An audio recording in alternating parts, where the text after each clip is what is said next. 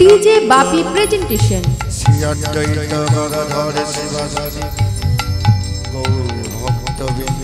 भज श्री कृष्ण चैतन्य प्रभु नित्यानंद श्री अद्वैत गदाधर शिवासादि गौर भक्त वृंद। भज श्री कृष्ण चैतन्य प्रभु नित्यानंद श्री अद्वैत गदाधर शिवासादि गौर भक्त वृंद। भज श्री कृष्ण चैतन्य प्रभु नित्यानंद श्री अद्वैत गदाधर शिवासादि गौर भक्त वृंद। भज श्री कृष्ण चैतन्य प्रभु नित्यानंद श्री अद्वैत गदाधर शिवासादि गौर भक्त वृंद। श्री कृष्ण चैतन्य प्रभु नित्यानंद श्री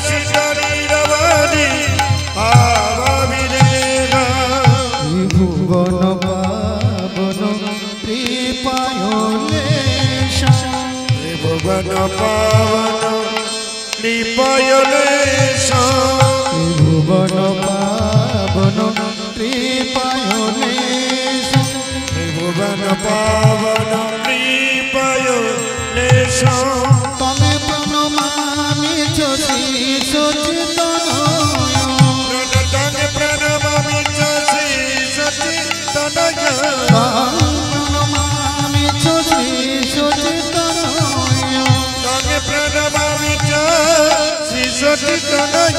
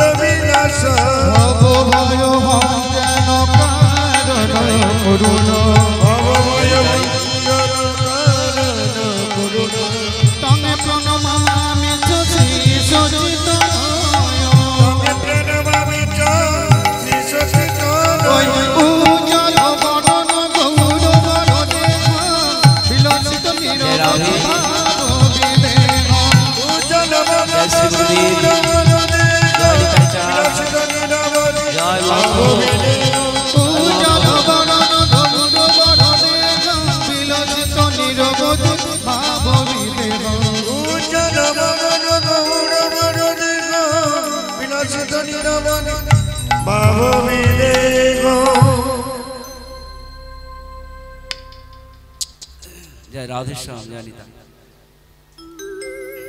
नित्यानंद नित्यानंद सबार मने হয় আনন্দ নিত্যানন্দ নিত্যানন্দ সবার মনে হয় আনন্দ নিত্যানন্দ নিত্যানন্দ সবার মনে হয় আনন্দ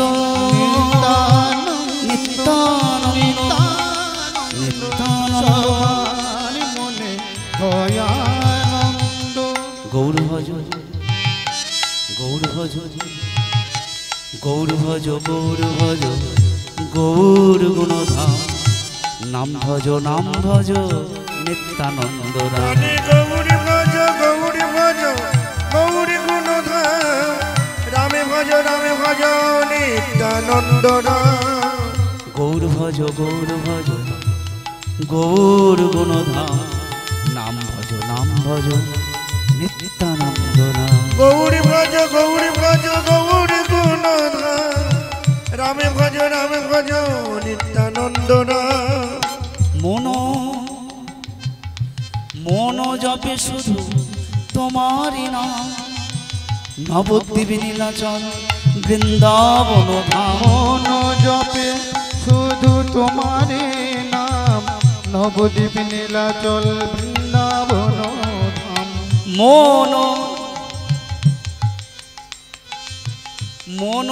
জপে শুধু তোমারই নাম নবদ্বীপ নীলাচল বৃন্দাবন ধাম মন জপে শুধু তোমারে নাম নবদ্বীপ নীলাচল বৃন্দাবন ধাম জনম জনম যেন থাকি চরণে আমাদিগে পার করো হরিও হরিও হরিও হরিও হরিও হরিও হরিও হরিও হরিও হরিও হে বিশ্বম্ভর সবার ঈশ্বর আমাদিগে পার করো হে বিশ্বম্ভর সবার ঈশ্বর আমাদিকে পার করো হে বিশ্বম্ভর সবার ঈশ্বর আমাদিগে পার করো হে সম্ভব সবার ঈশ্বর আমাদেরকে পার করবে। মনো জপে শুধু তোমারই নাম, নবদ্বীপ নীলাচল বৃন্দাবন ধাম। হরি ওম হরি ওম হরি ওম হরি ওম হরি ওম হরি ওম হরি ওম বলদেব মদন মোহন চিন্তামণি লই শরণ। মদন মোহন চিন্তামণি লয়ে শরণ। বলদেব মদন মোহন চিন্তামণি লই শরণ। ধামেশ্বর এক চক্রানাথ, ধামেশ্বর এক চক্রানাথ, সদা রেখো প্রভু শ্রীচরণে আমাদিগে পার করো। হরি ওম হরি ওম হরি ওম হরি ওম হরি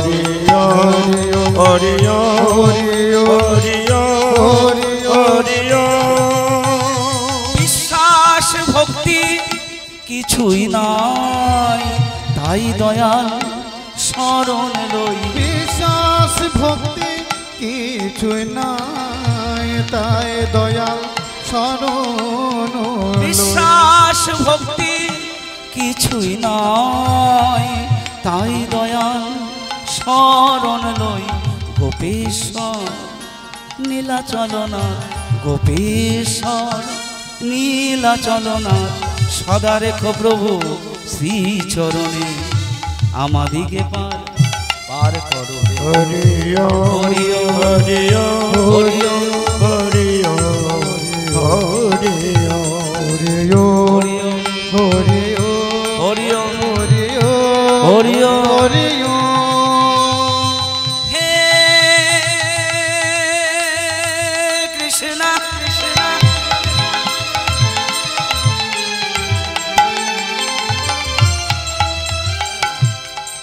করুণা সিন্ধু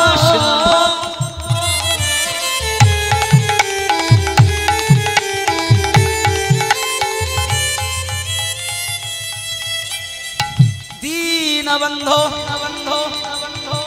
জগৎপতে গোপীশ গোপিকা কান্ত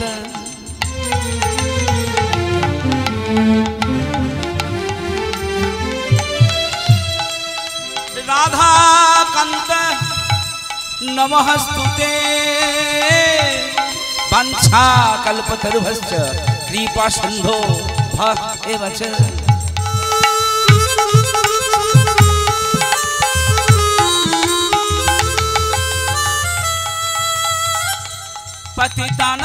পতিতানাং পাবনেভ্যো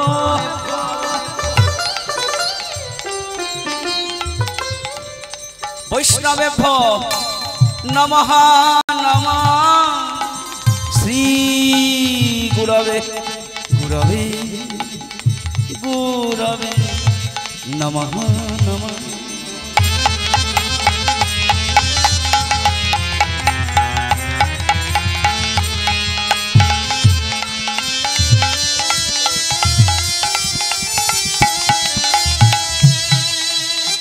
শ্রী গৌর গোবিন্দ গোবিন্দ গোবিন্দ। এই ভক্ত চরণে ভা নমঃ নমঃ। হরি ওম হরি ওম হরি ওম হরি ওম হরি হরি হরি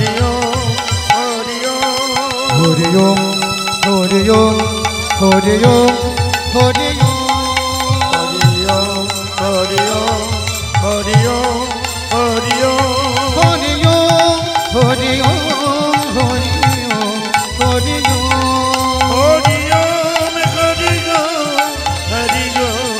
হরি ওম হরি ওম হরি ওম হরি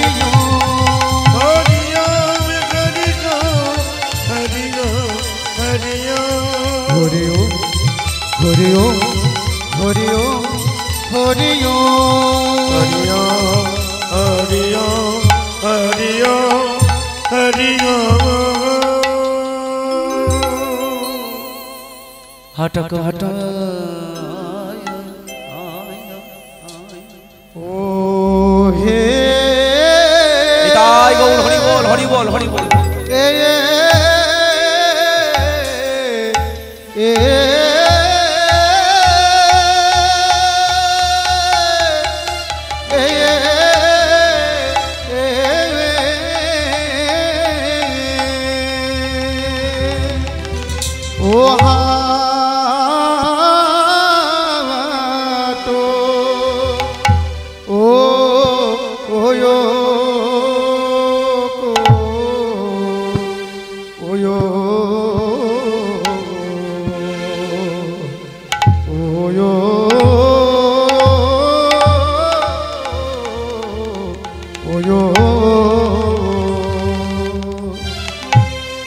পরল নদিয়া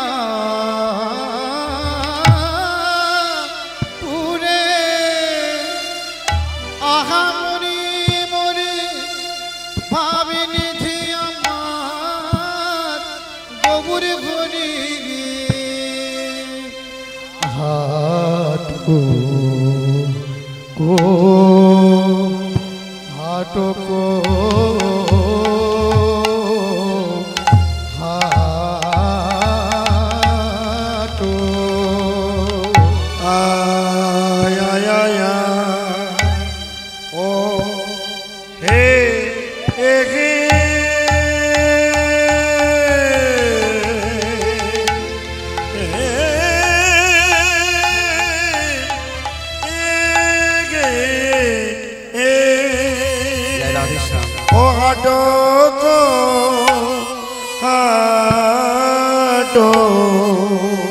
আজ দেখে দে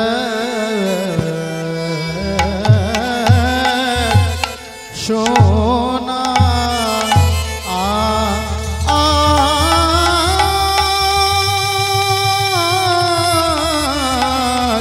দেখ দেখ সোনা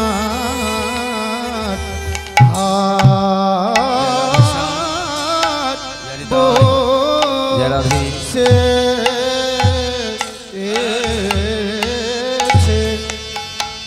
আহা মরি হাটো কো হাটো মরি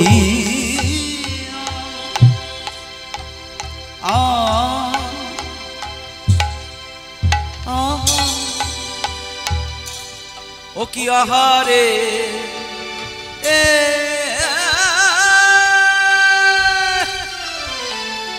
ওরে দেখ সোনা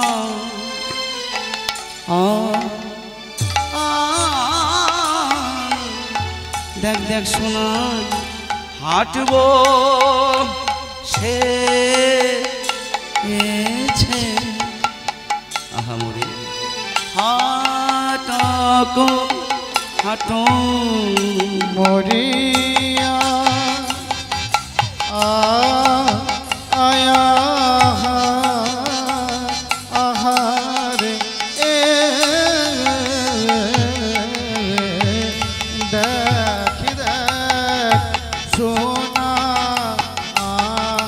আর দেখ দেখ সোনা হারবো সে গেছে আহা মরি হাটো কো হাটো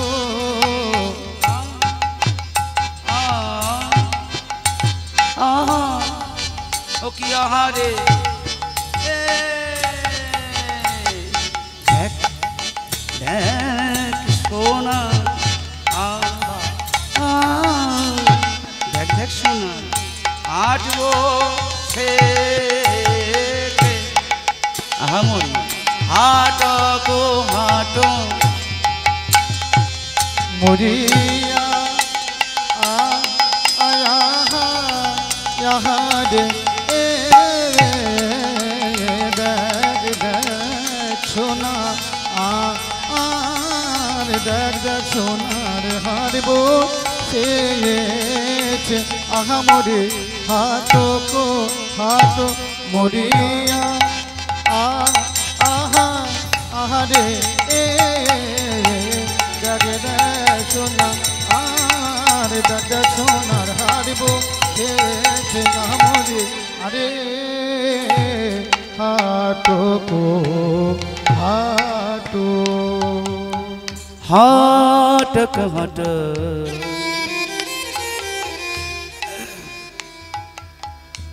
परला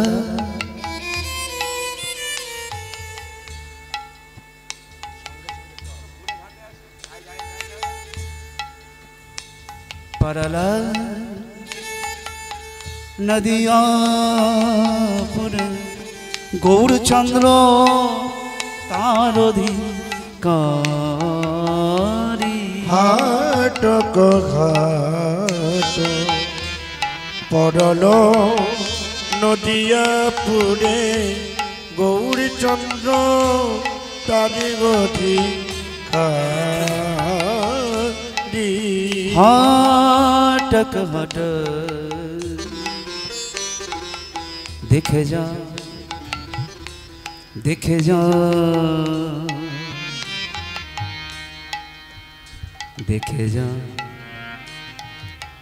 एलेन प्रभु कृपा करी नदियार चाँद मोदे गौर हरि जिनी शची गर्भ सिंधु पावन अवतरी जिनी अंतर कृष्ण और बहिरे राधा भक्तेर प्रेमे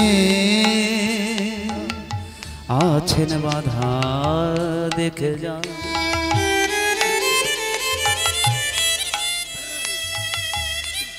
देखे जा देखे जा देखे जा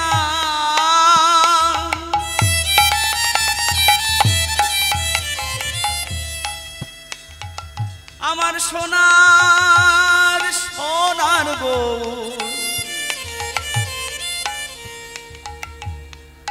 एलो नदिया एलो नदिया एलो नदिया हाटक हट परला नदिया पुर गौरचंद्र तारोधिकारी ताहे कत रतन आछये अमूल धन तागे কত রতন আছয়ে অমূল্য ধন এই হরি নামের হাটে তাহে কত রতন আছয়ে অমূল ধন তাহে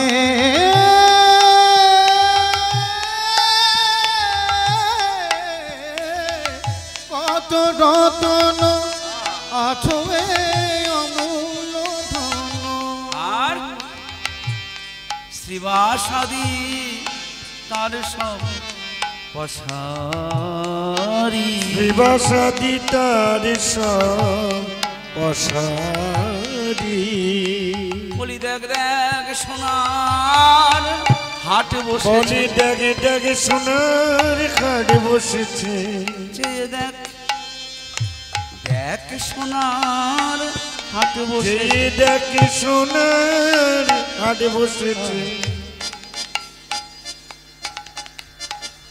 আজ তাহে কত ক্রেতা এসেছে চেয়ে দেখ সোনার হাট বসেছে তাহে কত ক্রেতা এসেছে দেখ দেখ সোনার হার বসেছে তাহে কত কত ক্রেতা এসেছে এই না হরি নামের হাটে তাহে কত ক্রেতা এসেছে এই না হরি নামের হাটে তাহে কত ক্রেতা এসেছে তারা হরি নাম ভাবরস কিনবে বলে তাহে কত ক্রেতা এসেছে তারা অহংকার পাপ তাপ সব বেচবে বলে তাহে কত ক্রেতা এসেছে সব অহংকার পাপ তাপ তাদের বেচবে বলে তাহে কত ক্রেতা এসেছে হাটে বেচা কেনা করবে বলে তাহে কত ক্রেতা এসেছে তারা হাটে বেচা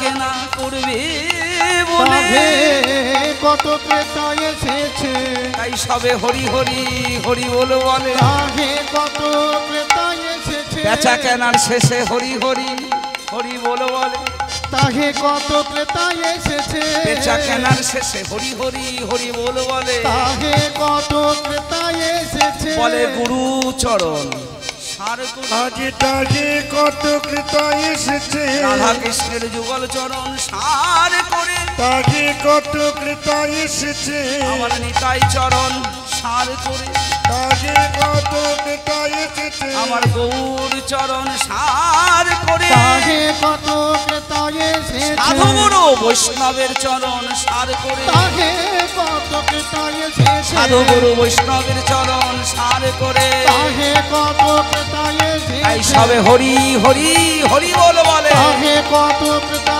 এসেছে সবাই হরি হরি হরি বল তাহে কত ক্রেতা এসেছে দেখে দেখ সোনার ঘাট বসেছে শিবাসাদি তাদের সব বসাদি আজ আনন্দিত ভুজো কনকাবদাত সংকীর্তনৈক পীতর কমলায় দাক্ষ বিশ্বম্ভর দ্বিজবর যুগ ধর্মপাল বন্দে জগত প্রিয় কর করুণায় অবতার করুণায় অবতার করুণায় অবতার করুণায় অবতার করুণায় অবতার করুণা অবতার সুধী গৌরক্ত মণ্ডলী আমার ভক্তিমতী মায়েরা লীলা কীর্তনের শুরুতেই এখানে উপস্থিত সকল সাধুগুরু ভক্ত বৈষ্ণব এবং আমার সকল মাতৃচরণে জানাই আমার শতকোটি প্রণাম।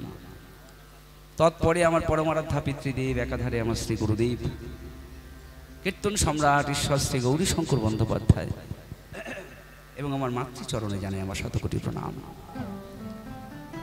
হাটক হাট পরল নদিয়া পুরে গৌরচন্দ্র তার অধিকারী। হাটক শব্দের অর্থ কি মায়েরা? হাটক মানে হলো সোনা, হেম মানে সোনা, সুবর্ণ মানে সোনা, কাঞ্চন মানে সোনা। সোনার অনেকগুলো প্রতিশব্দ আছে, তার মধ্যে হাটক একটা সোনার প্রতিশব্দ। বৈষ্ণব পদকর্তা আমাদের এই হরিনামের হাটটাকে সোনার হাটের সঙ্গে তুলনা করলেন, বললেন এটা সোনার হাট। তাই এখানে কি সোনা কেনা বেচা হবে? আপনারা সোনা বিক্রি করবেন, আমি কিনবো না, আমরা বিক্রি করবো, আপনারা কিনবেন। তাহলে সোনার হাট কেন বললেন? কোনো একটা জিনিসকে, কোনো একটা বস্তুকে বা কাউকে সেটা যে কত উৎকৃষ্ট ভালো সেটা বোঝানোর জন্য আমরা সোনার সঙ্গে তুলনা করি। এমন একটা বাচ্চা ছেলে যদি খুব ভালো হয়, পড়াশোনায় ভালো হয়, তার আদব ভালো হয়, গুরুজনদের কথা মানে, তখন আমরা কি বলি? সোনার টুকরো ছেলে। তাহলে ছেলেটা কি সোনা ধাতু দিয়ে করা? না, ও যে কত ভালো, ও যে কত সুন্দর সেটা বোঝানোর জন্য আমরা সোনার সঙ্গে তুলনা করি। আর মহাপ্রভু এই সোনার হাটটাকে এই জন্যই, শুধু সোনা নয়, শুধু দন্তেশ্ব নয়, তাহলে তালেবস্ব সোনার হাট, এটা শ্রবণের হাট, হরিনাম সংকীর্তন শ্রবণের হাট। এই জন্য নববিধা ভক্তির প্রথম ভক্তিটাই হলো শ্রবণং, তারপরে কীর্তনং। এটা সোনার হাট। পদকর্তা বললেন শোনো, এটা ওইও সোনা নয় আর ওই সোনা নয়, এটা উপাসনার হাট, এটা আরাধনার হাট, এই হরিনামের হাট। সৃষ্টিকর্তা মহাপ্রভু, সংকীর্তনের যিনি পিতা, এই হরিনামের হাটটাকে সৃষ্টি করলেন কেন? আমাদের জন্য। কৃপা করে ভাগ্যিস এসেছিলেন। সত্যযুগে বহু কষ্ট করে ভগবানকে পেতে হতো, বহু কষ্ট করে ধ্যান করে, বিরাট ব্যাপার, ধৈর্য লাগে। তখনকার দিনে মানুষের আয়ু বেশি ছিল, তারা কষ্ট সহ্য করতে পারত। বহু চেষ্টা চরিত্র করে সাধনা করে ভগবানকে দেখা পেয়েছে। ত্রেতা যুগের ভক্তরাও তাই। সেখানে আমার আরেক ব্যাপার, টাকা পয়সা থাকতে হবে। কেন টাকা পয়সা থাকতে হবে? যাগযজ্ঞ করতে গেলে পয়সা লাগে, ঘি লাগবে।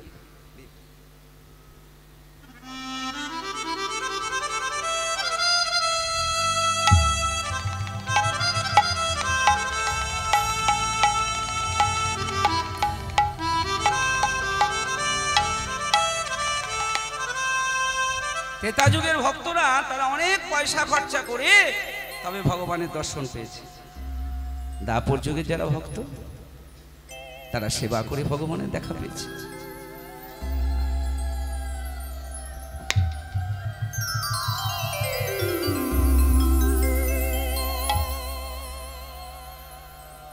সেবা আরেক বিষম বস্তু, সেবা মনোভাব এ বড় কঠিন ব্যাপার। ভগবানকে সেবা করে সন্তুষ্ট করা, তিনি সেবাই ভালোবাসেন, কিন্তু সন্তুষ্ট করা আমরা পারবো সাবরীর মতো সেবা করতে? আমরা পারবো গোহক চণ্ডালের মতো সেবা করতে? সাবরীর কথা ধরুন, মাত্র 13 বছর বয়সে ঘর ছেড়ে চলে গিয়েছিল সাবরী। 13 বছর বয়সে কিশোরী সাবরী। কেন? একদিন শুনলো বাবা মা তার বিয়ে ঠিক করে ফেলেছে। আর যেই শুনলো বাবা মা বিয়ে ঠিক করে ফেলেছে, ঠিক বিয়ের আগের দিন সে দেখলো কি তাদের বাড়ির সামনে অনেক ছাগল, ভেড়া, পাঁঠা এগুলো দাঁড় করানো আছে। সাবরী তার মাকে জিজ্ঞাসা করলো, মা এই এত ছাগল, ভেড়া, পাঁঠা এগুলো দিয়ে কি হবে? বলে, কালকে তোর বিয়ে তো মা, এই যারা আত্মীয় স্বজন আসবে, পাড়া প্রতিবেশী আসবে, নিমন্ত্রিত অতিথি আসবে, তাদেরকে খেতে দিতে হবে, তো তাই এইগুলোকে কেটে তাদের মাংস রান্না করে তাদেরকে দেওয়া হবে। সাবরী শুনেই মনে খুব দুঃখ পেল যে আমি যদি বিয়ে করি এতগুলো নিরীহ পশুর প্রাণ যাবে, আমি যদি বিবাহ করি এতগুলো নিরীহ পশুর প্রাণ যাবে, আর যদি বিয়ে না করি তাহলে তো ওই পশুগুলোর প্রাণ যাবে না। এরা হয়তো অন্য কারো বিয়েতে বলি হবে, অন্য কারো বিয়েতে হয়তো এদের প্রাণ যাবে, কিন্তু আমি তো তার জন্য দায়ী হব না। আমার বিয়ের জন্য যাতে এদের প্রাণ না যায় তাই আমি বিয়েই করব না। কি করলেন? রাত্রিবেলা পালাতে শুরু করলেন। দৌড় দৌড় দৌড় দৌড় দৌড়, ছুট ছুট ছুট। 13 বছর বয়সে ঘর ছেড়ে দিলেন। সন্ধ্যাবেলায় গিয়ে পৌঁছালেন পরের দিন এক মুনির আশ্রমের সামনে। দেখলেন সকল মুনি ঋষিরা বসে আছেন, আর তার মধ্যে যিনি স্বয়ং গুরুদেব, তিনি ভাগবত কথা বলছে, সবাই শুনছে, সাবরীও শুনছেন। গুরুদেবকে দেখা মাত্রই তার মন কেড়ে নিলেন গুরুদেব। সাবরী আড়াল থেকে সব দেখছেন। ওই সকল মুনি ঋষিরা তারা রাত্রিবেলা সেবা করবার পরে এবার তারা যখন শয়নে গেলেন, সাবরী দেখলেন জায়গাটা কত অপরিচ্ছন্ন হয়ে রয়েছে। এটা মায়েদের গুণ। মায়েরা কোনো জায়গা নোংরা অপরিষ্কার দেখতে পারেন, এটা মায়েদের গুণ, তাই না? যেখানেই যাক দেখবেন পরিষ্কার। এই জন্যই বলে সংসার সুখের হয়, সুন্দর হয় রমণীর গণে। সবকিছু তারা সুন্দর করে রাখে। সাবরী কি করলেন? যেই দেখলেন মুনি ঋষিরা শয়নে গেছে, তিনি ওই জায়গাটা সুন্দর করে পরিষ্কার করে দিলেন। পরের দিন সকালবেলা যখন গুরুদেব উঠেছেন, আর উঠেই যখন দেখছেন সব পরিষ্কার, কোনোদিন তেরম থাকে না, কোনোদিন থাকে না। হ্যাঁ, মনে একটু সন্দেহ হলো। পরের দিনও যখন ওইভাবে তারা রাত্রিবেলা সেবার পরে শয়নে গেলেন, সাবরী আবার ওই জায়গাটাকে পরিষ্কার করে দিলেন। গুরুদেব দ্বিতীয় দিনও ঘুম থেকে উঠে যখন দেখলেন, সন্দেহটা গাঢ় হলো। তাহলে কেউ লুকিয়ে আমাদের সেবা করে আমাদের পুণ্য চুরি করছে, এটা ঠিক নয়। আগামী দিন দেখতে হবে কে সে। রাত্রিবেলা ঘুমোলেন না, গুরুদেব জেগে থাকলেন, আর জেগে থেকে আড়াল দিয়ে দেখলেন একটি কিশোরী মেয়ে তাদের ওই যে সকল এঁঠোগুলো সুন্দর করে পরিষ্কার করে দিচ্ছে, পরিষ্কার। দরজাটা খুলেই বেরিয়ে বলে উঠলেন, এই কে তুই? কি তোর পরিচয়? লুকিয়ে পুণ্য চুরি করছিস আমাদের? ছি ছি ছি ছি ছি। হ্যাঁ, তোর নাম কি? সাবরী হাত দুটো জোর করে বলে উঠলেন, গুরুদেব। কি বললি? গুরুদেব, আমি তোকে কবে দীক্ষা দিয়েছি? আমি তোকে কবে মন্ত্র দিয়েছি? গুরু বলছিস? গুরুদেব, আমি 2 দিন হলো এখানে এসেছি, আপনাকে প্রথম দর্শনেই আমি গুরু বলে স্বীকার করে নিয়েছি। গুরুদেব, আমার নাম সাবরী। আমি বাবা মা ঘর ছেড়ে চিরকালের মতো চলে এসেছি। গুরুদেব সকল কারণ যখন বললেন ঘর ছাড়ার, কি জন্য তিনি ঘর ছেড়েছেন, গুরুদেব শুনেই বললেন, বাহ, এই মা, তোর এত দয়া মায়া, তোর এত সেবা মনোভাব, আমি তোর উপর সন্তুষ্ট হলাম। ওই দূরে তোকে কুটির করে দেবো, ওই কুটিরে তুই থাকবি আর আমাদের সেবা করবি। আর শোন, আমি তোকে দীক্ষা দেবো। আমি কোনোদিন কোনো নারীকে দীক্ষা দিই না, আমি তোকে দীক্ষা দেবো, তুই যোগ্যা। মন্ত্র নিয়ে ওই গুরু সেবা, গুরু ভাইদের সেবা করতে করতে করতে করতে 14টা বছর পেরিয়ে গেল। যখন সাবরীর 27 বছর বয়স হলো, গুরুদেব মরণাপন্ন হলেন, মুমূর্ষু। কিছুক্ষণ পরেই তার মৃত্যু হবে। সাবরী চরণ দুটো ধরে কাঁদছেন আর বলছেন, গুরুদেব, আমাকে ছেড়ে যাবেন না গুরুদেব, আমার কেউ নেই গুরুদেব, আমার বাবা নেই, আমার মা নেই, আমার আত্মীয় স্বজন পরিবার পরিজন কেউ নেই, একমাত্র আপনি ছাড়া আমার কেউ নেই গুরুদেব। আমাকে ছেড়ে কৃপা করে যাবেন না। আমি কার আশ্রয় থাকবো গুরুদেব? ভগবানের আশ্রয় থাকবি সাবরী। আমি তোকে আশীর্বাদ করে যাচ্ছি মা, আমি তোর গুরু। যে সেবা তোর থেকে আমি পেয়েছি মা, আমি তোকে আশীর্বাদ করে গেলাম। একদিন স্বয়ং ভগবান রামচন্দ্র তোর সেবা নিজে গ্রহণ করতে আসবে। গুরুদেব দেহ রাখলেন। গুরু বাক্য করে ঐক্য। পরের দিন সকাল থেকে গাছের ফল পারেন, নিজে আগে আস্বাদন করেন। যে ফলটা টক ফেলে দেয়, মিষ্টি ফলটা রেখে দেয় রামের জন্য। কোন দিন আসে তো ঠিক নেই। তার পরের দিনও সমান উত্তমে সকালবেলা উঠে গাছ থেকে ফল। একদিন, দুদিন, 1 মাস, 2 মাস, 1 বছর, 2 বছর, আমি আপনি হলে কতদিন ধৈর্য ধরতাম? গুরুদেব বলেছে ঠিক কথা, কিন্তু কতদিন ধৈর্য ধরতাম? সাবরী কতদিন ধৈর্য ধরলো জানেন? যখন তার 87 বছর বয়স। যখন তার 87 বছর বয়স, বৃদ্ধা সাবরী, তার উদ্যম কমেনি। ওই প্রথম দিন যেভাবে গাছের ফল পেয়ে রামচন্দ্রের সেবার জন্য রেখে দিত, ওই 87 বছর বয়সেও সমান উদ্যমে গাছ থেকে ফল পেরে নিজে আস্বাদন করে টক ফল ফেলে দিয়ে মিষ্টি ফলগুলো রেখে দিতেন। রাম নবমী তিথিতে সাবরীর মনের ইচ্ছা পূর্ণ করবার জন্য যেই স্বয়ং রামচন্দ্র সাবরীর ওই পাতার কুটিরে পা দিয়ে ডেকেছেন, সাবরী এসছো? হ্যাঁ এসছি সাবরী। আসতে তোমাকে হতোই গো। কেন জানো? তুমি যদি না আসতে আমার গুরু বাক্য মিথ্যা হতো, আমার গুরুদেবের মান থাকতো না, গুরু বাক্যর মান থাকতো না। আমি জানতাম তুমি আসবে। হে ভগবান, তুমি আমার গুরু বাক্যকে সত্য করেছো, ধন্য তুমি। সেবা ভাবুন, 60টা বছর ধরে ওইভাবে ফল, এত ধৈর্য। তবে না এলেন স্বয়ং ভগবান তার ঘরে। আমাদের সেই সেবা মনোভাব নেই। তাহলে স্বয়ং ভগবান শ্রী গৌরহরি আমাদের জন্য এই নাম সংকীর্তনের সৃষ্টি করে গেলেন কেন? সহজ উপায়। তিনি চিন্তা করলেন কলিকালের মানুষ চঞ্চল চিত্ত, স্বল্প আয়ু, অন্নগত প্রাণ, ওদের তো আয়ু বেশি নয়, তাই ওদের জন্য সহজ সরল নিয়ম করে যায়। কি নিয়ম? দিনান্তে যদি একবারও সুযোগ পাও, একটা ক্ষণ সুযোগ পাও, এই এত কিছুর মধ্যে থেকে, সংকট বিপদ আপদ এত কিছুর মধ্যে থেকে একটা ক্ষণ সুযোগ পেলে হাত তোলো, হরি বলো, হাত তোলো, হরি বলো, হাত তোলো, হরি বলো। ভক্তমণ্ডলী মায়ের, যারা বুঝলো তারা অনুভব করলো, তারা পেল। যারা অনুভব করলো না তারা পেল না। বাপ দাদা যদি অনেক টাকা রেখে যায়, কোটি কোটি টাকা, দাদু বাবা এরা কষ্ট করে পরিশ্রম করে রোদে পুড়ে জলে ভিজে মাথার ঘাম পায়ে ফেলে তারা রোজগার করেছে। একটা টাকা তারা যখন খরচা করতে যেত, তারা হিসাব করত পরিশ্রমের টাকা। কিন্তু সেই টাকাটাই যদি নাতি পায়, সম্পত্তির উত্তরাধিকার সূত্রে নাতি যদি পায়, তাকে তো পরিশ্রম করে রোজগার করতে হয়নি। আলমারি থেকে বার করছে, হুড় করে রান্না বান্না করে সব খরচা করছে। পরিশ্রম করে তাকে রোজগার করতে হলে সে বুঝতো। ঠিক সেরকম সত্য ত্রেতা দাপরের ভক্তরা পরিশ্রম করে, কত কষ্ট করে, সাধনা করে ভগবানকে পেয়েছে। আমরা কলিহত জীব, আমরা ভাগ্যবান ভাগ্যবতী। অসাধনে চিন্তামণি বিধি মিলা বলবানি গোড়া বড় দয়ালু ঠাকুর। কোনো সাধ্য সাধনা ছাড়াই আমরা এই গৌর সম্পত্তিকে পেলাম, বিধাতা আমাদের মিলিয়ে দিল। যারা চিনল, আপনারা চিনেছেন?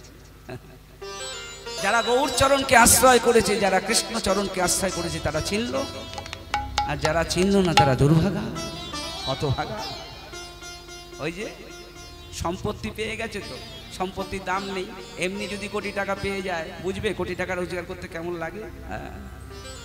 তাই গৌর সম্পত্তি পেয়ে যারা তার দাম দিল, তারাই হলো ভাগ্যবান, তারাই হলো ভাগ্যবতী। ভক্তমণ্ডলী মায়েরা, তাই গৌরহরি এই সুন্দর হাটের ব্যবস্থা করলেন। হাটা পড়ালো নদিয়া পড়ে। যে হরি নামের হাটের সৃষ্টিকর্তা তিনি, সংকীর্তনের পিতাই তিনি। এখন হাট যখন বলেছে, তাহলে এখানে বেচাকেনা হবে? বলে হবে তো। এমনি বাজারে যেমন বেচাকেনা হয়, হাটে বেচাকেনা হয়, আমাদের এই হরিনামের হাটে বেচাকেনা হবে না? বেচাকেনা, বিক্রি আর কেনা না হলে কি হাট হলো? তফাৎটা কি? এই সব বড় বড় 3 স্টার 5 স্টার মাল্টি কমপ্লেক্স যেসব বাজার আছে, হাট আছে, তাদের সঙ্গে আমাদের এই হাটের তফাৎটা কি? বলে তফাৎটা কি জানেন? ওই সব হাটে ক্রেতা আলাদা, বিক্রেতা আলাদা। যারা বিক্রি করে তারা ক্রেতা নয়, আর যারা কিনতে যাই আমরা কিন্তু বিক্রি করি না। বিক্রেতা আলাদা মানুষ, ক্রেতা আলাদা মানুষ। আর আমাদের এই হরিনামের হাটে আমরাই ক্রেতা, আমরাই বিক্রেতা, আমরাই কিনবো, আমরাই বেচবো। তাহলে আগে বেচার কথাটা শুনি, কি গো? আগে বিক্রির কথাটা শুনিনি। কি বিক্রি করব? বিক্রি করে লাভ হলে তবে তো কিনবো। পয়সা কোথায় না? হ্যাঁ, কি বিক্রি করব জানেন? ভালো করে শুনে নিন। এই হরিনামের হাটে এই যত হরিবাসরে গান শুনতে যাবেন, কীর্তন শুনতে যাবেন, একটা বস্তুই বিক্রি করে চলে আসবেন। সেটা কি? কতগুলো বস্তু? আমাদের যত অহংকার, পাপ, তাপ, জ্বালা, যন্ত্রণা, আমাদের যত সংকট, বিপদ, আপদ, যত সমস্যা, সকল কিছু বিক্রি করে এই হরিনামের হাটে চলে যান। তুমি যে বলছো বাবা কিনবে কে? আমরা নিজেরাই নিজেদের সমস্যা নিয়ে বাঁচতে পারছি না, সংকট নিয়ে বাঁচতে পারছি না, অন্যেরটা কিনবো কি করে? নিজেদের পাপে আমরা ভারী হয়ে যাচ্ছি, অন্যের পাপ। বলে চিন্তা করবেন না, কেনবার মানুষ আছে। কে কিনবে জানেন? আমাদের যত সংকট, বিপদ, আপদ, পাপ, তাপ, জ্বালা, যন্ত্রণা, যত দুর্ভোগ, সকল কিছু কিনে নেবেন এই হরিনামের হাটের যিনি মালিক, স্বয়ং গৌর হরি, গৌরচন্দ্র। ওই জন্য নবদ্বীপে যদি কখনো যান, যারা গেছেন তারা দর্শন করেছেন, নবদ্বীপের যে ধামেশ্বর মহাপ্রভু, যেটা বিষ্ণুপ্রিয়া দেবী নিজে বলেছিলেন আমার প্রভুকে এরম দেখতে, এই কারিগর বানাও, চোখ দুটো এরম করো, হাতটা এরম করো। সেই ধামেশ্বর মহাপ্রভুর যে মূর্তিটা দেখবেন, অনেক দেবতাকে দেখবেন এরম করে আছে, কেউ আমাদের ভগবান এরম করে আছে, কেউ এরম, স্বয়ং নারায়ণ দেখবেন এই, কিন্তু আমাদের ধামেশ্বর মহাপ্রভুর মূর্তিটা কিরকম এই দেখবেন। কেন? তিনি যেন বলতে চাইছেন, এই এসছিস আমার কাছে, তোদের যত বিপদ, আপদ, পাপ, তাপ, জ্বালা, যন্ত্রণা সব আমাকে দিয়ে দে, আমি নেবার জন্য প্রস্তুত হয়ে রয়েছি রে, দে দে দে। আর তার বিনিময়ে শুধু তোরা একবার দুটো বাহু তুলে বল, নিতাই গৌর প্রেমানন্দে গৌর হরি হরি হরি বল, হরি বল। তাহলে কি বিক্রি করব শুনলেন? আমাদের যত জ্বালা, যন্ত্রণা, অহংকার, পাপ, তাপ, সকল কিছু কিনবো কি? বলে কি কিনবো জানো? এই হরিনামের হাট থেকে কিনবার বস্তু একটাই, এই সুযোগ নষ্ট করবেন না। আর সেই বস্তুটা কি? ভক্তি। ভক্তি রতনমণি কাঞ্চন আরতি, প্রেম পরশ রসহারে, প্রেম পরশ রসহারে। ভক্তি। এই হরিবাসর করা হয় এর জন্যই শুধু। আপনি কোনো দোকানে গিয়ে যদি বলেন পৃথিবীর যত বড় দোকান হোক সব কিছু পাবেন, সব বস্তু পাবেন, কিন্তু গিয়ে যদি বলেন এই ভাই 2 কেজি ভক্তি দাও তো, বা 1 কেজি ভক্তি দাও তো, 1.5 কেজি দাও তো, দেবে? পাগল বলে তাড়িয়ে দেবে, বেরো। সকালবেলা পাগল এসছে। ভক্তি যা কোনো দোকানে পাবে না, পৃথিবীর কোনো দোকানে পাবে না, কোটি টাকা দিয়ে পাবেন না, কোটি কোটি কোটি টাকা দিয়ে পাবেন না, একমাত্র পাওয়া যায় আমাদের এই হরিনামের হাটে। আর কোথায় পাওয়া যায়? সাধুগুরু বৈষ্ণবের শ্রী চরণ তলে। আর পাবেন না কোথাও। এই বস্তুটি বড় দুর্লভ। কার যে কখন কিভাবে এই ভক্তি হবে এ কেউ জানে না, জানে না।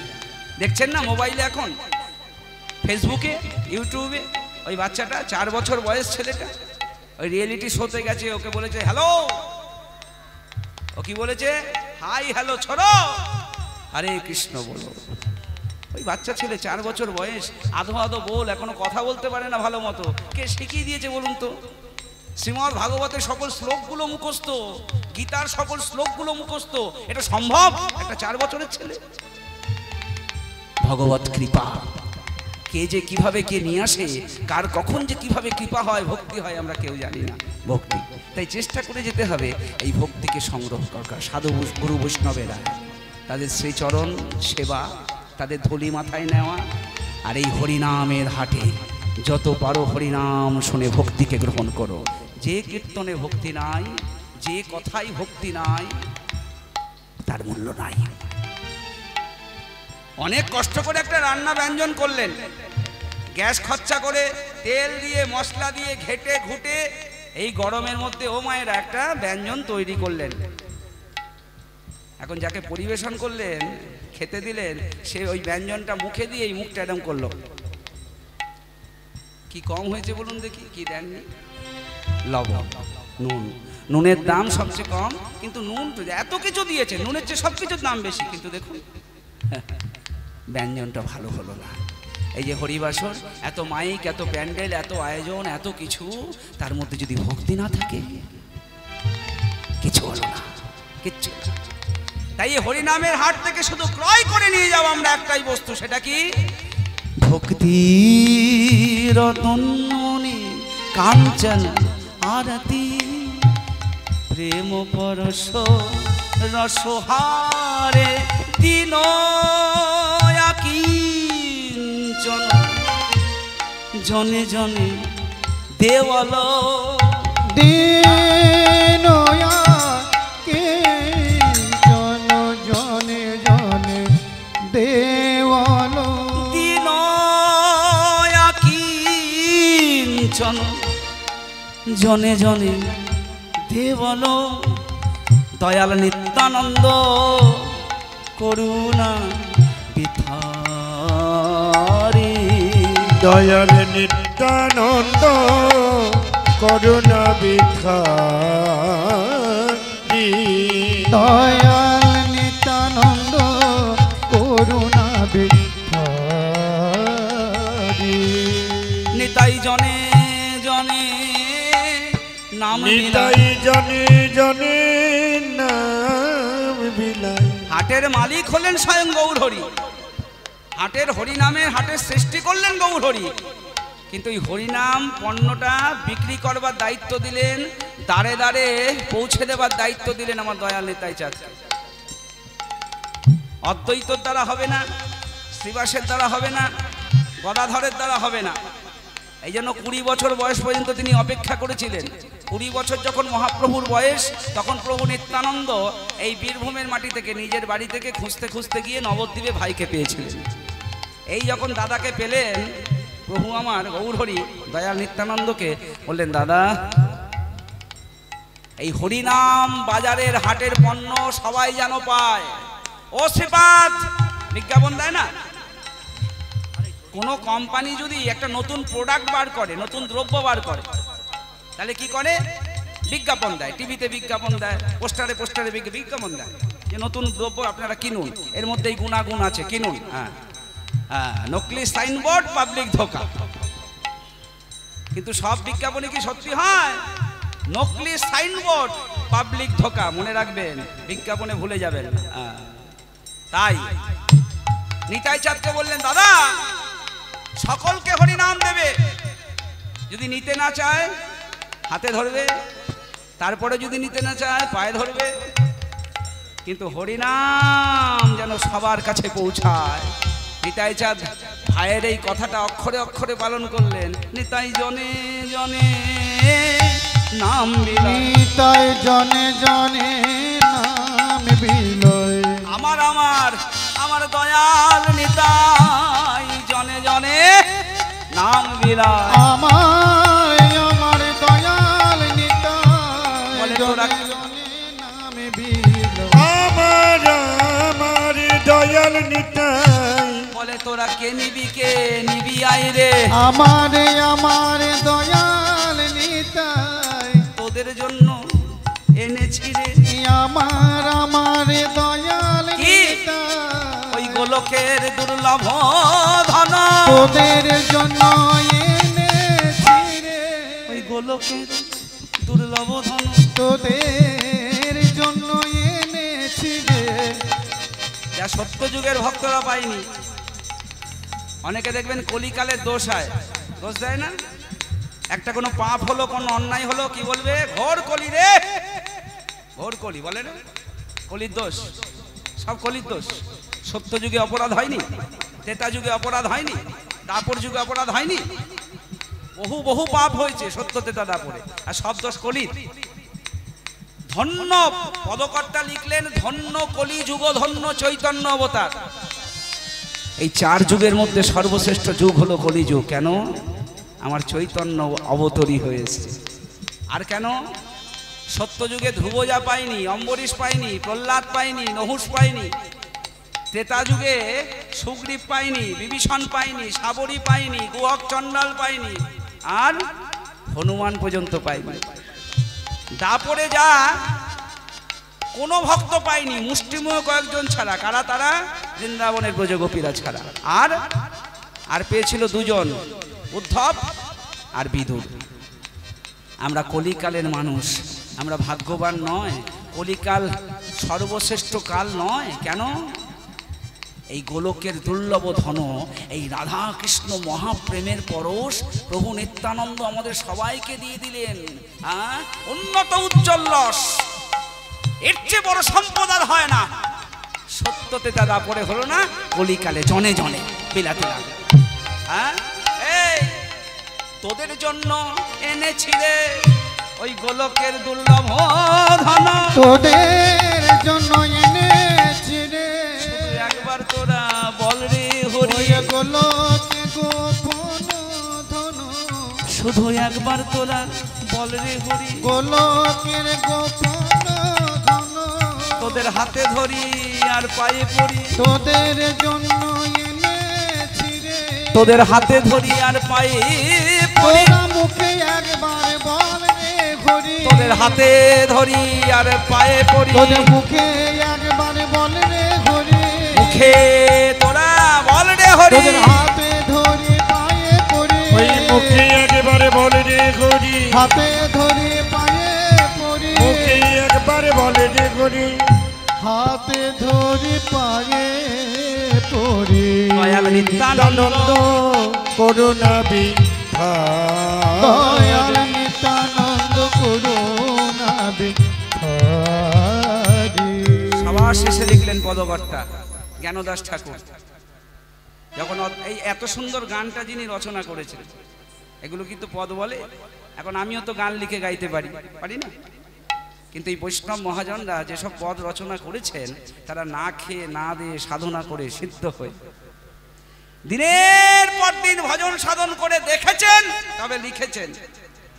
জ্ঞানদাস ঠাকুর তিনি পদের শেষে কি লিখলো দেখুন, বলে আমি হরিনামের হাটে এসছি, শেষে হাট যখন ভেঙে গেছে তখন আমি এসছি। তার কারণ মহাপ্রভু তখন অন্তর্ধান হয়েছে, নিতাই চাঁদ নেই, অদ্বৈত প্রভু নেই, কেউ নেই। তাই জ্ঞানদাস ঠাকুর লিখলেন, আমি হাটের শেষে এসছি জানো। শ্রী হরিদাস, শ্রী হরিদাস ভাবরস পাওয়াল, শ্রী হরিদাস ভাবরস পাওন। আহা শ্রী হরিদাস ভেসে যায়, ভেসে যায়, ভেসে যায়, ভেসে যায়, ভেসে যায়, ভেসে যায়, ভেসে ভেসে ভেসে ভেসে যায়, ভেসে যায়, ভেসে যায়।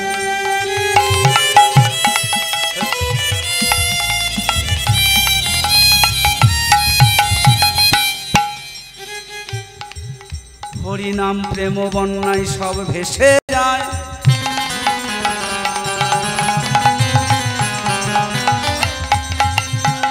ভাবরস প্রেম বন্যায় ভেসে যায়, ভেসে যায়, ভেসে যায়।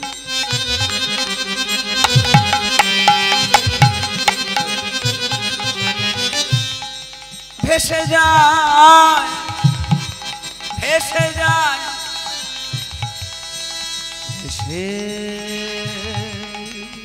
ভেসে যায়। সব সব ভেসে যায়।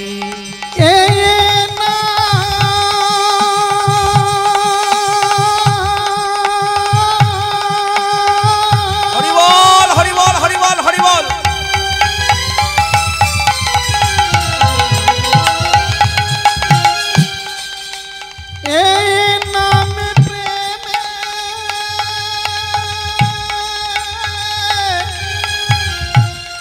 নাম প্রেম বন্যা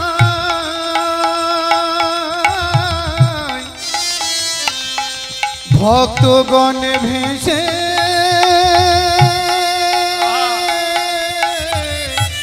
ভেসে মিশে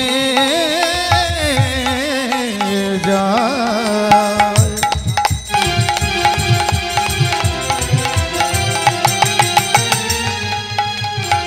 এ হরি নাম প্রেমে মিশে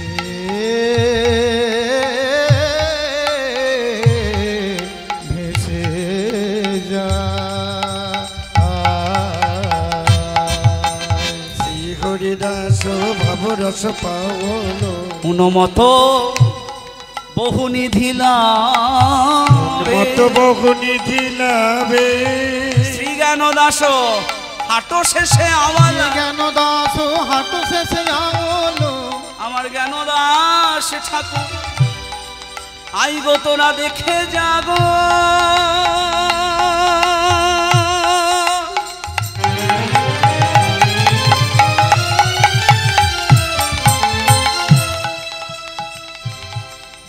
আইগো তোরা দেখে যা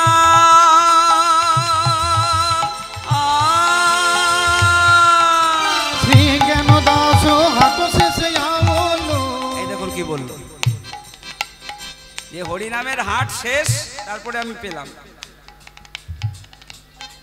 যখন হরিনামের হাটটা ভেঙে গেল তখন আমি জন্ম নিয়েছি কেউ নেই কিন্তু তারপরে পাওলো আপন স্বভাবে ওই পাওন আপন স্বভাবে তবু আমি পেয়েছি কি করে পেয়েছি জানেন এই শুনে নাও পাওলো আপন স্বভাবে পাওল আপন স্বভাবে কিসের স্বভাবে পেয়েছি কিসের অভ্যাসে পেয়েছি হরি বল বলা হরি বলে বলা কৃষ্ণ নাম বলা নাম বলা গুরুচরণ সার করে হরি বল বলা ওই গুরু চরণ সার করে ধরে নাম বলা গুরুচরণ সার করে জপ তপ করা গুরু নাম সারে করে তাই সদা হরি হরি বলি গুরু নাম সারে করে তাই সদা হরি হরি আমাদের বলি গুরুর নামে জপে সদা করে সদা কৃষ্ণ কৃষ্ণ বলি গুরু নামে জপে বলি করে প্রেমানন্দে বাহু নিজ নিজ তুলি গুরু নামে জপে সদা করে হরি হরি হরি নিজ নিজ বলি গুরু নামে জপে সদা করে কৃষ্ণ কৃষ্ণ কৃষ্ণ গুরু বলি সার স্মরণ করে কৃষ্ণ কৃষ্ণ বলে গুরু চরণ সারে করে কৃষ্ণ কৃষ্ণ কৃষ্ণ বলে গুরু চরণ সারে করে কৃষ্ণ কৃষ্ণ বলে গুরু চরণ সারে করে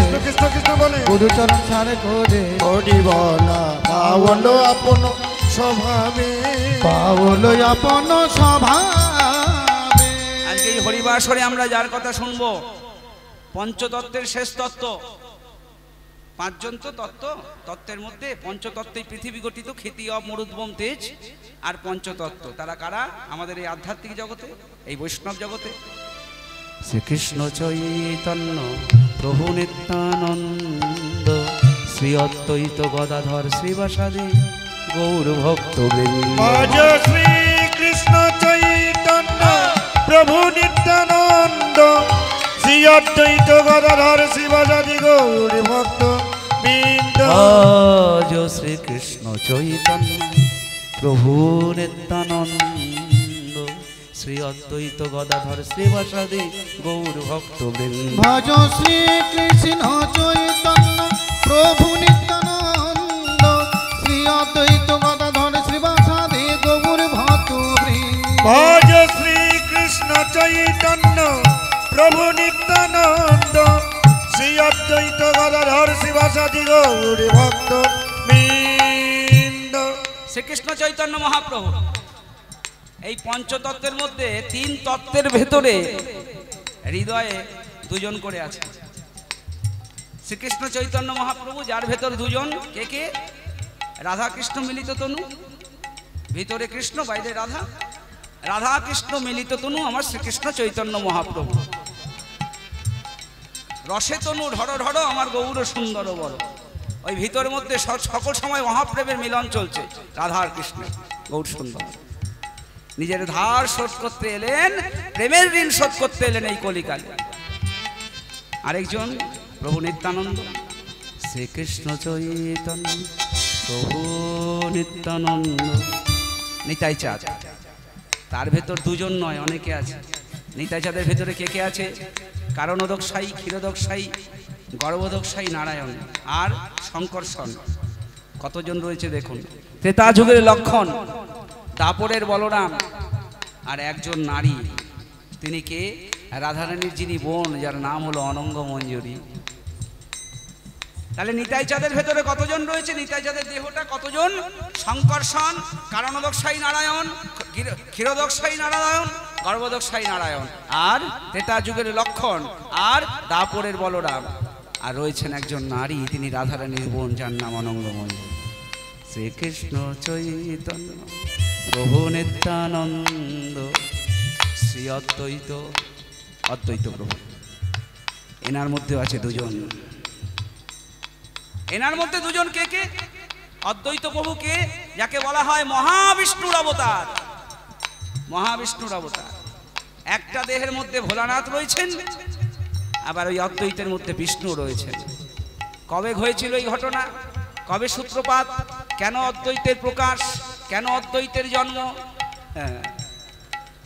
সেই সমুদ্র মন্থনের সময়, যখন সমুদ্র মন্থন হয়েছিল, দেবতারা দৈত্যরা তারা এক হয়ে গেছিল যে আমরা একযোগে আমরা ওই মন্দার পর্বতকে মন্থন করব, বাসকি নাগকে দড়ি করে ডালের কাটার মতো। এখন মন্দার পর্বত যখন মর্ধন করছেন ভক্তমণ্ডলী মায়েরা, সব তো উঠলো, সমুদ্র মন্থন করে 14টা বস্তু উঠেছিল পরপর, মাথায় রাখবেন।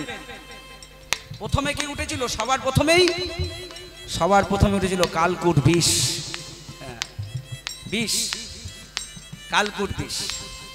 আর তারপরে উঠেছিল গরু, কামধেনু, যে সে গরু নয়, কামধেনু। তারপরে ঘোড়া, আহা শ্বেত অশ্ব, তারপরে শ্বেত হস্তি,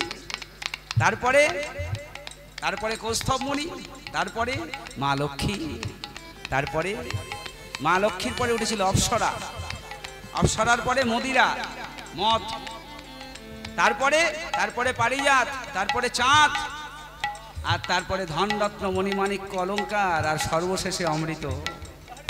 এটা পরপর উঠলো কেন? প্রশ্ন হয় না মনে? আগে যদি মদ উঠতো, মদ তো 10 নম্বরে উঠলো, তা প্রথমে যদি মদ উঠতো, দেবতা দৈত্যরা মদ খেয়ে পরপর কেন? দেখুন কি সুন্দর। প্রথমেই বিষ, তারপরে কামধেনু, আহা, তারপরে শ্বেত অশ্ব, তারপরে শ্বেত হস্তি। পরপর কেন? বলে এ সমুদ্র মন্থন ওই সমুদ্র মন্থন নয়, এ হলো আমাদের হৃদয়ের সমুদ্র মন্থন। আপনি যখন কিছু ভালো কাজ করতে যাবেন, আপনি গান শিখুন, আপনি ভালো খেলুন, আপনি ভালো পড়াশোনা করুন, আপনি যাই করতে যাবেন না কেন, প্রথমেই আপনাকে নিন্দা সইতে হবে, পরনিন্দা। তোর হবে না রে, যা। এটা হচ্ছে বিষ। এই হৃদয় সমুদ্রকে মন্থন করলে এটা আমাদের জীবনের মন্থন। আপনি যখনই কিছু ভালো করতে যাবেন, আপনার ইচ্ছা, অনেক উচ্চাকাঙ্ক্ষা, আপনি কিছু করবেন, আপনি অনেক উঁচুতে যাবেন, এটা আপনার ইচ্ছা, বাধা আসবে, পরনিন্দা, আপনাকে নেগেটিভ দেবে, কি করছিস, হবে না তো, পিছিয়ে যাওয়া। ওই বিষটাকে যদি, ওই পরনিন্দা স্বরূপ বিষটাকে যদি আপনি হজম করতে পারেন, তারপর হচ্ছে কামধেনু, আপনার প্রতিভা স্ফুরণ হবে। কামধেনু প্রতিভা স্ফুরণ। আর যখন প্রতিভা স্ফুরণ সম্পূর্ণ হয়ে যাবে, তখনই আপনার প্রতিভার ঘোড়াটা ছুটবে।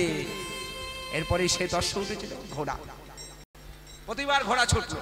আস্তে আস্তে আপনি উন্নতি করছেন। যখন আপনি উন্নতি করতে করতে একটা জায়গায় চলে আসবেন, তখন শ্বেত হস্তি, মানে হাতির মতো আপনার চলন হবে। হাতি রাজার মতো চলে না?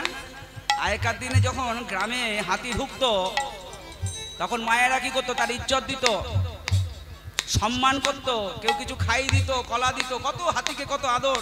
হাতি এসছে রে, গ্রামে এসছে, মায়েরা ছুটে ছুটে যেত, তাই না? কিন্তু এই হাতির পিছনেই দেখবে, যখন হাতি গ্রামে ঢোকে, পিছনে কিছু কুকুর থাকে, সেই কুকুরগুলো হাতির পিছন পিছন কি করে? ওই যতক্ষণ গ্রাম দিয়ে হাতির ওদিকে নজর থাকে না, সে চলছে তার মতো, রাজার মতো চলছে। যখন গ্রাম ছেড়ে হাতিটা বেরিয়ে যাবে, হাতির কিছু যায় আসে না, এক গ্রাম থেকে আরেক গ্রামে যাবে, আবার সেই গ্রামে সম্মান পাবে, আরেক গ্রামে যাবে, সেই গ্রামে সম্মান। কিন্তু কুকুরগুলো, যেই হাতিটা গ্রাম ছেড়ে বেরিয়ে যাবে, কুকুরগুলো আর অন্য গ্রামে যাবে না, কিছুক্ষণ ঘেউ ঘেউ করবে, তারপরে চুপ হয়ে যাবে, তারপরে একে অপরকে বলবে, কিরম দিয়েছি দেখেছিস, কিরম তাড়িয়ে দিয়েছি। তাহলে প্রথমে হলো কালকূট বিষ, তারপরে কি? তারপরে কামধেনু, তারপরে শ্বেতস্য, শ্বেত হস্তি, আপনার হাতির মতো চলন হয়ে যাবে। কে কি বললো না বললো আপনারা কিছু যায় আসবে না, আপনি জয় করে নিয়েছেন সেটা। এরপরে হলো কৌস্তব মুনি। আপনার সুনাম যখন চারিদিকে চলে যাবে, ছড়িয়ে যাবে, সে আপনি ভালো খেলোয়াড় হন, সে আপনি ভালো সুগায়ক হন, আপনি ভালো নৃত্য করুন, যাই করুক না কেন, যেদিকে আপনি যান, যখন আপনার সুনাম ছড়িয়ে যাবে তখন সবাই আপনাকে কৌস্তব মুনি, আপনাকে শিরোপা দেবে, আপনাকে হার পরিয়ে দেবে, শ্রেষ্ঠত্বের হার। আর যখনই শ্রেষ্ঠত্বের হার পরাবে তখনই আপনার কাছে লক্ষ্মী আসবে, মা লক্ষ্মী, মানে টাকা পয়সা, ধন দৌলত। আর ধন দৌলত যখন আসতে শুরু করবে এরপরে আসবে অপ্সরা, আপনাকে নষ্ট করবার জন্য। ওই অপ্সরার লোভ, যাতে আপনি নষ্ট হয়ে যান। যদি ওই অপ্সরার লোভকে আপনি জয় করতে পারেন, তারপরে এই মদিরা, নেশার লোভ, দেখেন না যারা খুব উঁচুতে উঠে যায়, এইসবের হাতছানি আসে না, মদের, নেশার, যে কোনো নেশার লোভ, যদি সেটাকে জয় করতে পারেন তখন আপনার পারিজাত, আপনার ওই সুনামের সুগন্ধ চতুর্দিকে ছড়িয়ে পড়বে। তারপরে চাঁদ, আপনার স্ফুরণ, আপনার স্নিগ্ধতার আলো, প্রতিভার আলো, আপনার সুনামের আলো গোটা পৃথিবীতে ছড়িয়ে পড়বে, যে আলোতে সবাই শীতল হয়ে যাবে। তারপরে ধন রত্ন মণিমাণিক্য অলংকার, আর সর্বশেষে অমৃত। যে আপনার কাছে আসবে, আপনার সঙ্গে কথা বলে আপনার ব্যবহারে অমৃত পাবে, আপনার কাছে এসে সেও আপনার মতন হয়ে যাবে, আপনাকে আপনার মতন চলার চেষ্টা করবে। এটাই হলো সমুদ্র মন্থন। ওটা তো আমাদের শাস্ত্রের একজন বলেছিল আমাকে, হ্যাঁ এখন চাঁদে চন্দ্রযান যাচ্ছে, আর তোমাদের সমুদ্র থেকে চাঁদ উঠেছিল। আচ্ছা ওই সমুদ্র নয় গো, হৃদয় সমুদ্র, এই হৃদয় সমুদ্রের মন্থন। ও মায়েরা, তাই যখন এই দৈত্যরা আর অসুররা যখন সমুদ্র মন্থন করছে, এক একটা বস্তু উঠলো, সবার শেষে যখন অমৃত উঠেছে, অমৃতটা দৈত্যরা কেড়ে নিল। আর যেই দৈত্যরা অমৃত কেড়ে নিল, দেবতারা গেল বিষ্ণুর কাছে, প্রভু, ও প্রভু একটা কিছু করুন, অমৃত ওদের কাছে সর্বনাশ হয়ে যাবে। বিষ্ণু মোহিনী নারী মূর্তি ধারণ করলেন, অতি সুন্দরী নারী মূর্তি, আর ধারণ করে ওই দৈত্যদের সামনে এসে নৃত্য শুরু করলেন।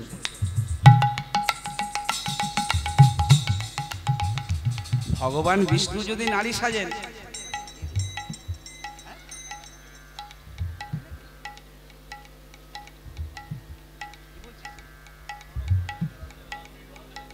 সেই রূপটা কিরকম হবে ভাবুন। বিষ্ণু যদি নারী মূর্তি ধারণ করে, দৈত্যরা মোহিত হয়ে গেলেন। দৈত্যদের অনেক শক্তি থাকতে পারে, কিন্তু তারা তমগুণাচ্ছন্ন। যেই মোহিত হয়ে গেলেন, এইবার দৈত্যরা সেই মোহিনী মূর্তি রূপী বিষ্ণুর সঙ্গে নৃত্য শুরু করলেন।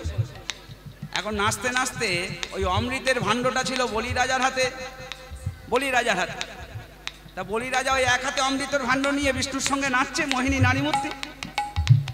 বিষ্ণু ওই নারী মূর্তি ধারণ করেই বলে উঠলেন, ওই অমৃতের ভাণ্ডটা হাতে নিয়ে আপনার নাচতে অসুবিধা হচ্ছে, ওটা আমার হাতে দিন, আপনি প্রাণ ভরে নাচুন। যেই অমৃতের ভাণ্ডটা বিষ্ণুর হাতে দিয়েছে, ওই নারী মূর্তির কাছে দিয়েছে, অমৃতের ভাণ্ডটা নিয়ে বিষ্ণু দেবতাদের হাতে দিয়ে দিয়েছে। হ্যাঁ, আস্তে আস্তে দেবতাদের হাতে দিয়ে দিয়েছে। এইবার কাজ শেষ, আর তার নারী মূর্তির দরকার নেই, তিনি ওই জায়গাটা ছেড়ে এবার চলে যাচ্ছেন।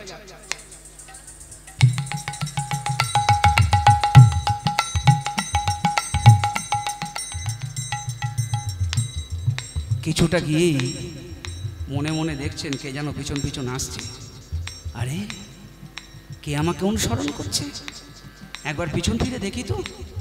যেই পিছন ফিরে দেখছেন স্বয়ং ভোলানাথ মহেশ্বর। সর্বনাশ, ভোলানাথ আমার এই নারী মূর্তি দেখে ভুলে গেল, সর্বশ্রেষ্ঠ যোগী ভোলা।